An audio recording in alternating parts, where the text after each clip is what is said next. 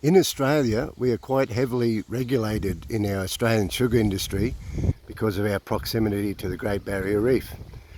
Our government has regulations that determine how much fertiliser we can use to grow our sugarcane crops. So the purpose of this video is not to force anyone to do anything, but just to explain a few little things. We are guided by sugar researchers' 6 easy steps on how much fertiliser we can use, and it basically runs along these lines: that the higher the organic carbon of the soil, the less synthetic fertiliser you'll need. And to demonstrate it, let's look at the bookends.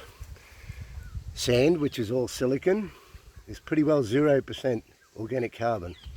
A high quality compost with plenty of timber and that sort of thing is probably about 25%.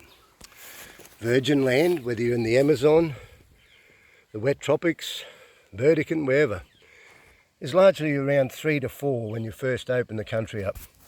With monocropping, you soon strip this that used to have timber in it down to, in Queensland, 99% of our soils are in this 0.5 to 1.5% organic carbon.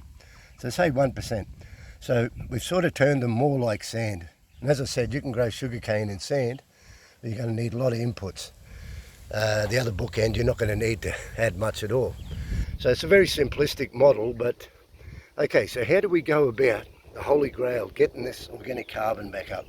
Well, you can start with a fallow crop, and these days the multi-species is the way to go.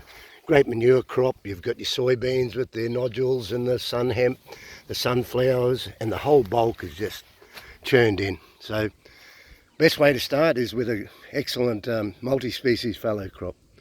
Then, if we look at the way we grow cane in Australia, we plant the billets in a V, in a drill we call it, and then as the shoots grow to about 1 metre in length, after a good manure crop, we don't, on our holding, we don't use fertiliser.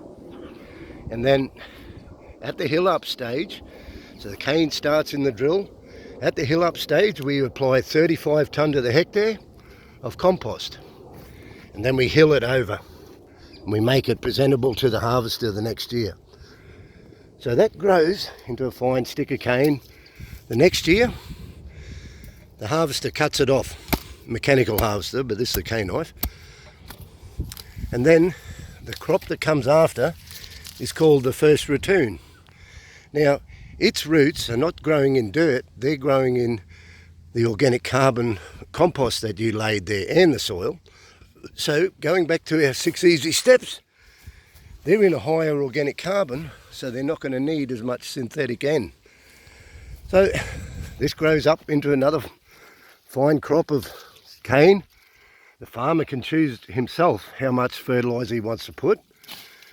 It's quite expensive. Then the harvester cuts it again, and the new ratoon starts again, second ratoon. That organic carbon compost you put down there is still underground. So the farmer once again can look at the colour of his ratoons and say, well, I'm allowed to put 140, I could just for fun, and it'd go arse over head and be really low sugar content. So don't listen to me, but a farmer can make his own decision then whether he wants to cut back on his fertiliser rate. And according to our industry 6 easy steps, he will be able to.